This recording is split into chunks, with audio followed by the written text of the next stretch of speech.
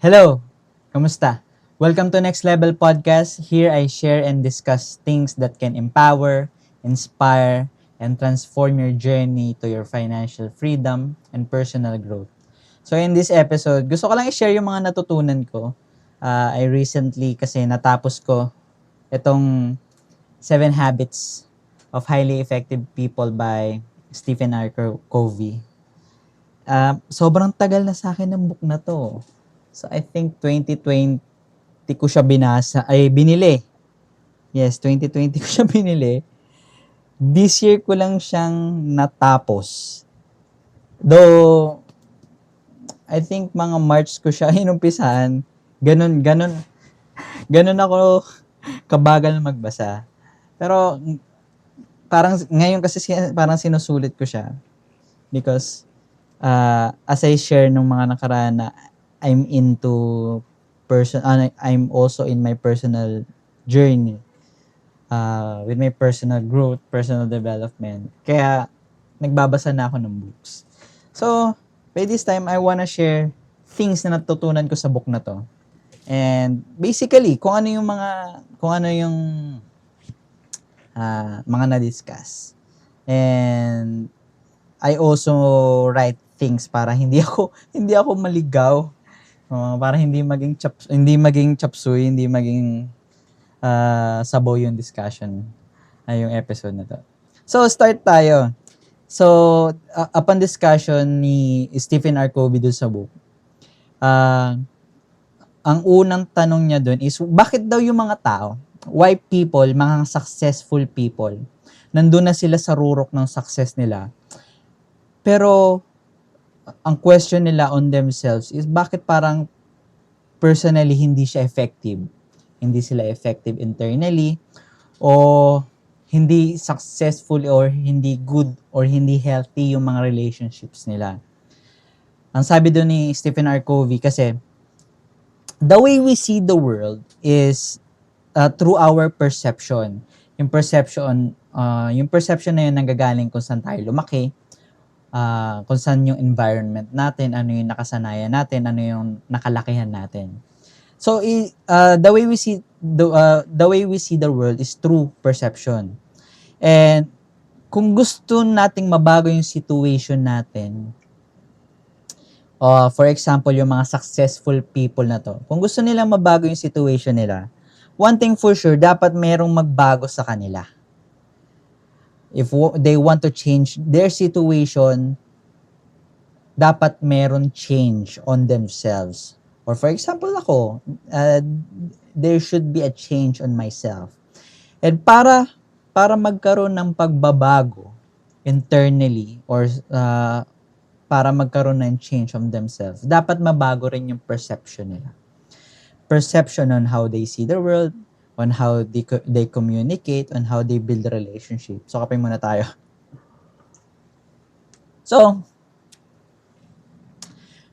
sabi ni Stephen R. Covey, para daw mabago yung perception natin, dapat mag-undergo tayo ng matinding change. Ang tawag niya dito is paradigm shift. Wow, no? Paradigm shift. Paradigm shift. So, nagbigay siya dito ng mga example or habits na pwede mong gawin para mabago yung perception mo.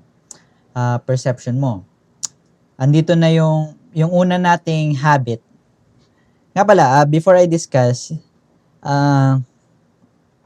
itong mga habits na to, they are being categorized to 3 categories. The habit 1, 2, and 3 discusses yung mga nasa internally on how you have principle-based decisions, on how you have values, have your missions. Yan, nasa internally. And habits 4, 5, and 6 is, ano naman yan, true nakapalibot sa'yo. On how you interact sa mga taong nakapalibot sa'yo. And lastly, for habit 7 is on how you continuously grow, na pagpapatuloy mo yan. So, number 1, habit number 1 is be proactive. Sinabi dito, be proactive. Sinabi din sa book na, meron kasi, sinabi din sa book, sinabi din sa book na, ang tao kasi, very unique siya. It's a very unique form of human or living things. Or what separates an animal, a human to animal is, we can examine our character, we can have, pwede nating pagnilay-nilayan kung ano yung mga ginagawa natin, kung what our decisions are made, kung ano yung iniisip natin. That is what's separating us to animals. Yung meron tayong mental models na tinatawag na pwede tayong makapag-isip. Pwede nating isipin yung gagawin natin. So, be proactive. Sinasabi kasi dito na if we want to control on how we are or how effective we are, lalo na sa work, sa bahay, sa mga ginagawa natin, kailangan din mabago natin yung level of ating proactiveness. Kasi sinasabi dito na if you want to control your effectiveness, be proactive. Kailangan tumaas yung level of proactive natin. Being proactiveness. So, ano ba muna yung reactive? Being reactive. E di, yung marami kang para nagrereklamo ka, mas marami ka pang complain. Alam mo namang hindi mo kontrolado yung mga nangyari, mga bagay-bagay na nagaganap, nirereklamuhan mo. For example, about inflation. Maraming kwento ng matatanda na nung kabataan namin, nakabili na kami ng 1,000, puno na yung shopping cart. Di ba? One thing for sure, inflation kasi hindi naman nagbabago yan eh. Nandyan yung inflation. Ang pwede nating magawa is, ano ba ang pwede nating gawin towards inflation? Magrereklamo lang ba tayo? Ang taas na naman ng bilihin. Ganyan. Or gagawa tayo ng aksyon na mag-i-invest tayo para matalo yung inflation. Diba? So, being reactive, andyan yung madami kang complain. Yan. Next is, lagi kang nag-blame. Biniblame mo yung situation, yung government, diba? Yung opportunity, hindi kasi dumating yung opportunity, biniblame mo ibang tao. Ayan. Mas maraming blame. And then, gina-justify mo yung sarili mo na, for example, pag sa work, matagal na ako dito sa company, bakit pa ako mapupunta sa ganyan? O bakit ko pa kailangan gawin to? Diba? Gina-justify mo yung isang bagay. And siguro lastly is, madami kang excuses. Diba? Keso ayaw mong gawin yung isang bagay, gagawa ka ng excuse. And that's being reactive. So, paano tayo as an individual na gusto maging effective? Paano ba maging proactive? So, sinabi dito na diniscuss dito sa book is meron tayong circle of control. Circle of control. Iyan yung bagay na, yes, kontrolado natin. Circle of control nga na, diba? Yan yung paano tayo magde-decide sa isang bagay, paano natin pagpaplanuhan yung isang bagay na ina-anticipate natin na problema, paano tayo magpa-plan, for example, sa morning, traffic ba sa morning, ano yung gusto mong gawin kung traffic pa sa morning. Hindi agahan mo yung alis mo. Diba? Yan yung mga control, circle of control. And after circle of control, if you're gonna focus on that, mas lalawak yung circle of control mo and you will gonna cross to your circle of influence. That is, I think, the level 2, yung circle of influence mo. Kasi, mataas na yung level mo, level of proactiveness mo eh. That you can influence your situation, 'di ba? Or yung even yung mga taong nakapaligid sa'yo. So yun, focus on things that you can control. Number 2 is, syempre, take responsibility. O sinabi nga is, what is your ability to respond? Tama. Di ba? Responsibility. Kung may darating man ng problema, magrereklamo ka na lang ba o magte-take ka ng responsibility or you're gonna take also action, di ba? Para ma-solve yung problem na yun. So that is being proactiveness. And number 3 is, ito nga, expand your circle of control, and siyempre kapag we're always effective tayo sa circle of control natin, ma-expand natin yan, and then matatouch na natin yung ating circle of influence. So that is being proactiveness. Ako. Coffee. Number 2 is, begin with end in mind. So, parang nadidiscuss naman na siya ng mga leadership trainings yan. Always begin an end in mind. Lagi mong isipin kung ano ba yung goal mo. Ito yung sinasabi na, ano ba yung goal mo? Isipin mo lagi, ano yung goal mo. Diniscuss dito na, kailangan mong mag-start, o if you want to be effective, you need to start dun sa kung ano bang gusto mong mangyari. Ano yung goal mo. And then, make a step backwards. Paano yun? For example, I'm working out. It's been almost a year na I'm working out, home workout. And ang goal ko lang naman is be healthy. Hindi ko naman goal na lumaki yung katawan agad. Kaya hindi ako nag-gym eh. So, if kung goal ko is to be healthy, ano yung mga steps na kailangan kong gawin para maging healthy ako? Diba? For example, sige, I gonna do runs, tatakbo ako, kokontrol ako ng calorie ko, diba? Or, magle-lessen ako ng carbohydrates, magle-less ako ng sugar, magle-less ako ng salt, di ba? Puro lang tayo kape, puro tayo black coffee, puro tayo water, di ba? Doon ka mag-iisip ng steps. Always think about the things or yung goal mo. Isipin mo siya, yun na start pa lang. And also which is applicable sa business. Di ba? For example, magtatayo ka ng business, food business. Ano ba ang goal mo for a food business? Kumita.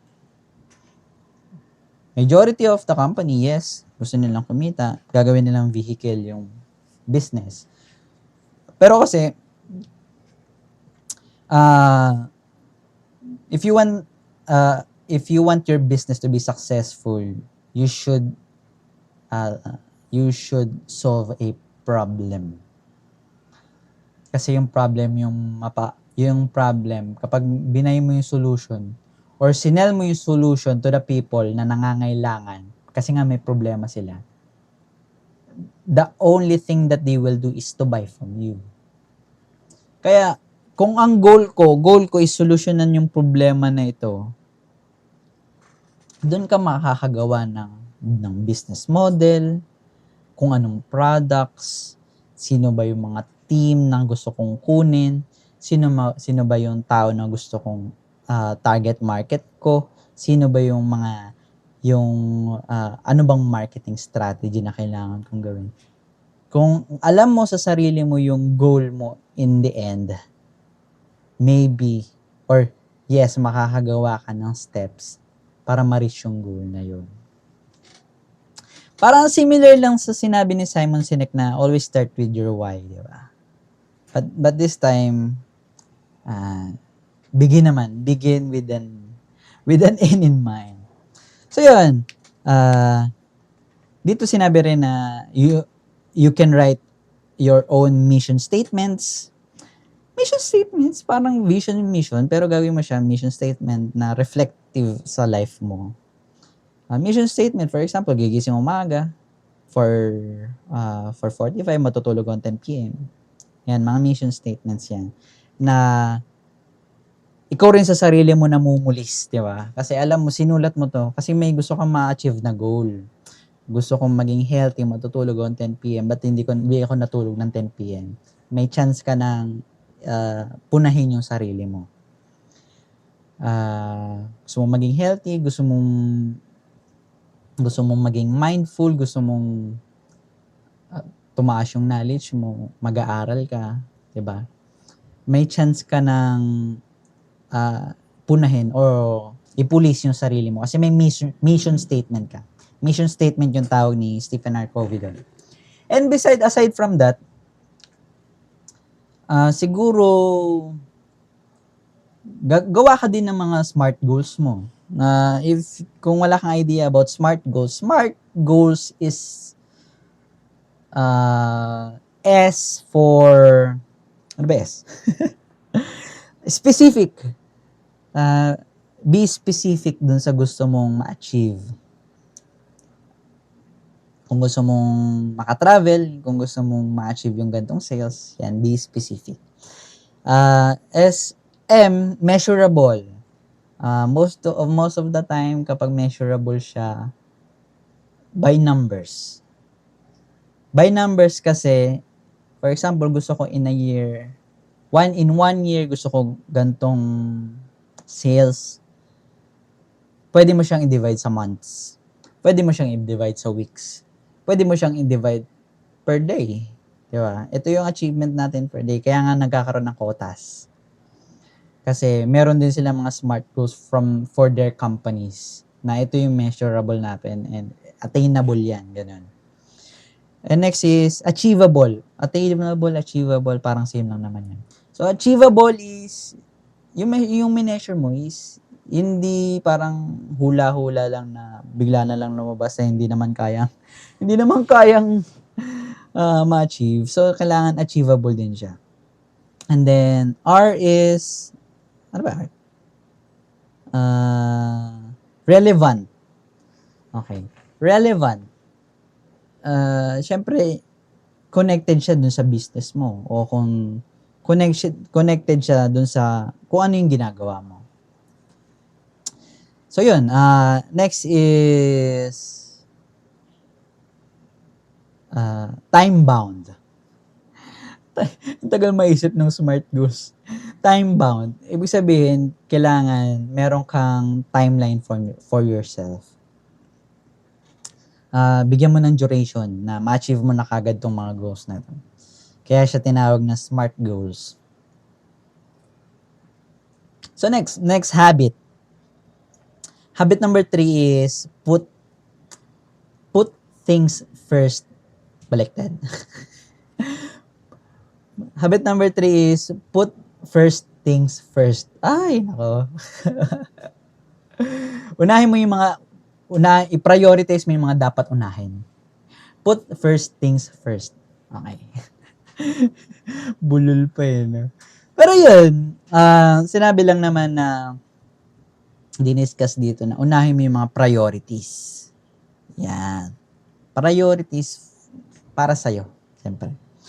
Have a discipline to prioritize things na importante sa'yo, hindi lang yung urgent sila.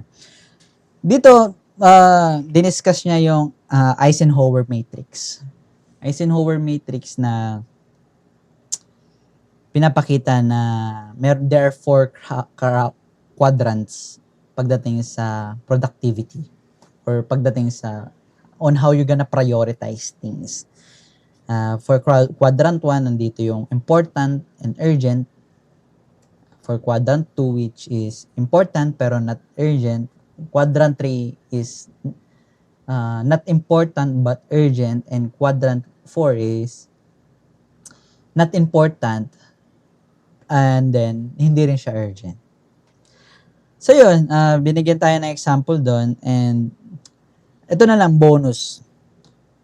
I always discuss Eisenhower matrix. Madalas sinasabi na quadrant 1 ang pinaka-importante. Kasi nga, yun na nga important, yun pa yung urgent. Pero for me, the most important quadrant is quadrant number 2. Important but not urgent. Why? Kasi nagiging urgent na lang naman yung isang bagay kapag dumating na yung juice eh. Diba? I'm not just gonna talk about business, but I'm gonna talk about sa health. For example, sa health. Hindi kasi urgent ang mag-workout. Pero important siya para for you to have a good health. For family naman, hindi naman urgent na to build a strong relationship to your family. Pero important siya. Diba? For you to have mataong makakausap. For your emotional stability. Important siya. Bakit nagiging urgent yung mga ganito? For example lang natin sa health is paano pag dumating na sa point na sa sobrang pinabayaan mo yung health mo is naghihingalo ka ngayon sa hospital. Diba? Kasi meron ka namang time meron ka namang time na bigyan to ng oras eh. Dahil nga hindi siya urgent, hindi mo na siya nabibigyan ng oras. Yun yung example ko doon. So for me, the most important quadrant doon sa apat is quadrant number 2. Lalo na kung titignan mo siya on your physical health, relationship to your family, spiritual relationship. Kahit sa business, diba? On your career, meron tayong mga bagay na hindi naman urgent pero importante siya. Building relationship to your boss, to your colleagues, have good connections, good relationship with your network. Diba? Important siya, yes. Hindi siya urgent, yes, pero hintay mo pa bang maging urgent sila? Diba? Ayun, for me, yun. Yun ang important doon. Ano ba? Sinabi din dito na dito sa third is matuto tayong mag-say no sa mga bagay na activities na hindi naman align sa priorities natin. In which maraming tao na hindi nakakagawa, di ba? So, learn to say no. And last is focus tayo. Focus on mga things na high impact. High impact, yung mga activities na high impact for you. So, yun nga. For example, yung quadrant number 2 na importante. High impact yung pag-workout. Yes, hindi siya urgent. Pero high impact siya sa'yo if you want to be longevity, di ba? Mas maging healthy ka, mas tumagal yung buhay mo. Ayan, quadrant number 2. Always focus on quadrant number. Next time, we're gonna discuss about Eisenhower matrix. I think maganda siyang discussion. So, yun. Habit number 4. Think win-win. Papasok na pala tayo sa mga organizational or sa on how you will gonna be effective on your organization, on your business. So, habit number 4, think win-win. Nagbigay si Stephen R. Covey ng mga bagay na mga categories before think win-win. Andito yung win-lose, yung win-lose, yung lose-win, yung lose-lose, and then win-win or no deal. Dito lang is, wag nating isipin ng isang bagay na zero-sum game. Kung hindi mo alam yung zero-sum game, for example, sa trading. Sa trading, for you to win, there is someone that need to lose. Para kumita ka, may taong magbebenta ng palugi. Pwedeng ganun. O para kumita ka, may taong matatalo sa trades nila. That is zero-sum game. So yun lang naman. Let's not just think, wag natin tingnan lagi lahat ng bagay na zero-sum game. Na for you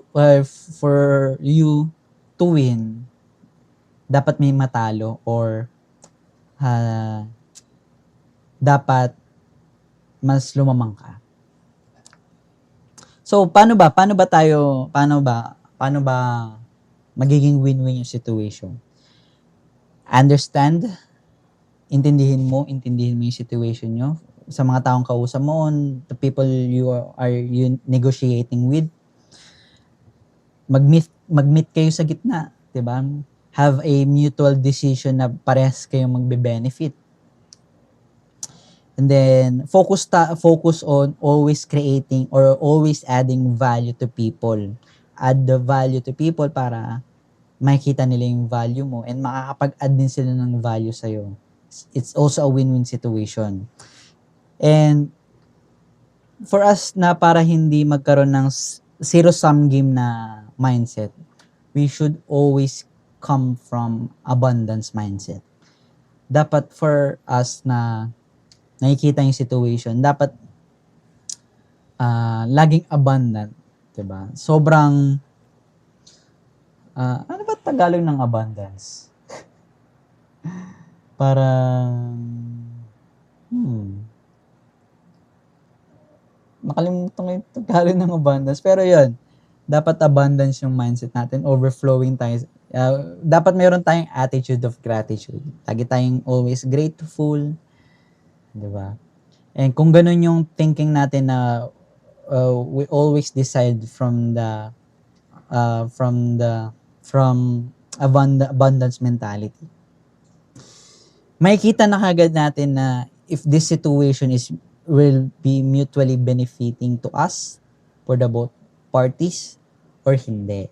And then, dun pa lang pwede na tayong mag-decide kung itutuloy ba natin yung negotiation or not. So, yun nga, win-win or no deal. So, habit number 5. This is my favorite actually. So, seek first to understood, then to be understood. Ulit. Seek first to understand, then to be understood. Sinabi dito na sobrang basic na for us to be effective with to people that we are communicating with, dapat magkaroon tayo ng empathic listening. Dapat we're active tayo nakikinig sa kanila. We listen, we empathize, di ba? Lagyan natin ng puso yung pakikinig. Intindihin natin yung situation ng kausap natin. For us na magkaroon ng idea kung ano ba yung pinagdadaanan nila, ano ba yung goals nila, di ba? Sabi ko nga kanina, you should add value first para maging win-win yung situation. So, paano ka makakapag-add value first kung hindi mo nga alam yung situation eh? So, to be effective communicator, you should always be an active listener. You should listen empathically. So, yun, proactive listening. And then, nag-share siya dito na, based daw sa mga communicators, psychologist ata na nag-discuss about communication, Sinabi dito na, there are 3 things na kino-consider para maintindihan mo yung isang bagay. Andito yung kanilang body language, andito yung kanilang sound, how they speak, diba? Or paano nila sinishare sa'yo. And then yung words na ginagamit nila. So, I'm gonna share with you things na what makes a good communications what makes a communications good, diba? Ano bang binubuo nito? So number 1 is 55% on how we communicate or how people communicate with us na maintindihan natin. 55% doon body language. Paano ba nila paano ba sila nagkukuwento? Makikita mo nga yan, eh. Kapag makikita ka ng mga tao nagkukuwentuhan, hindi mo naririnig yung sinasabi nila. Pero nararamdaman mo, may naiinis, may nai-excite kasi tumatalon na, nalulungkot, diba? Doon pa lang 55% body language. Andyan yung doon pa lang maintindihan mo na yung ano ba yung situation niya, saan siya nanggagaling, depressed ba siya, nalulungkot ba siya, masaya ba siya. Doon pa lang sa movement ng katawan niya. And that is 55%. Next is 38%. Ano ba yung 38%? Ito yung paano nila sinasabi yung kinikwento yung isang bagay. Paano ba yung, for example, ang saya-saya ko pero ang saya-saya ng katawan ko, ang saya-saya ng body language ko, pero nagkikwento ko, umiiyak pala ako, ganyan. Parang parang hindi tugma, di ba? So, that is 38%. Paano ba nila sinasabi? Siyempre, masayang-masaya ka na. Tapos masayang-masaya pa yung boses nila, di ba? Kaya nga parang ang corny na sinasabi ng mga audiences or ng mga kausap mo, kamusta? I'm happy. Masaya naman ako. Masaya ka ba talaga? Diba? Parang, okay, yes, masaya na. Masaya naman ako. Okay, sige. Pero, doon pala makikita mo na na body language and yung sound pa lang nila, malalaman mo na kung ano yung situation, kung saan sila nanggagaling, ano yung emosyon nila ngayon noon.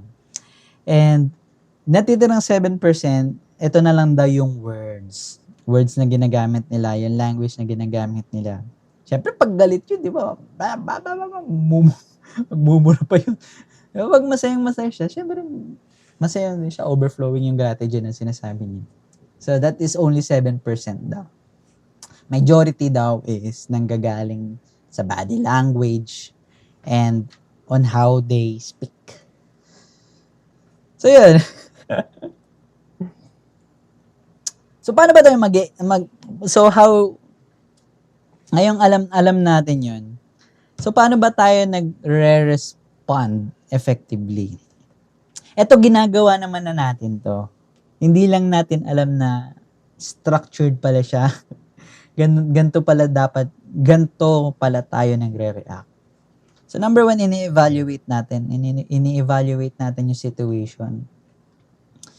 Para maisip natin, masaya ba to, ganyan-ganyan. Ini-evaluate natin. Next is, nagpo-probe tayo. Nagtatanong tayo, kamusta ba yung situation? Kamusta ka? Inaalam natin yung problema. Kaya nga minsan yung mga sabihan pa tayo na pero nagtatanong lang naman tayo, di ba? Next is hindi natin napapansin pero we give advice, di ba? Pangatlo, we give advice. We give advice based on our perspectives, based on our experiences. And then number 4 is ini-interpret natin. Ini-interpret natin yung advices natin, kino-correlate natin sa situation nila. So, hindi natin napapansin pero ganito tayo nagre-react.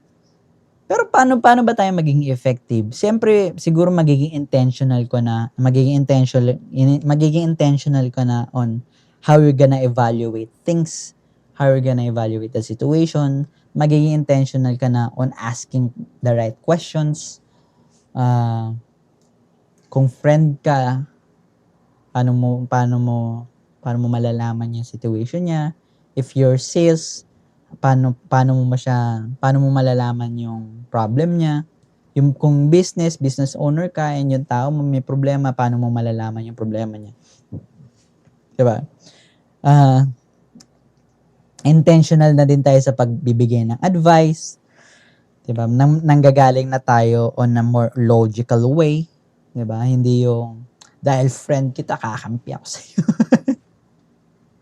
hindi na ganoon. And then lastly, intentional na din tayo on how we gonna correlate ourselves to themselves, di ba? Sa pag-interpret ng situation. That's why I really gusto tong part na to, yung habit number 5. Seek first to understand, then to be understood. So let's proceed.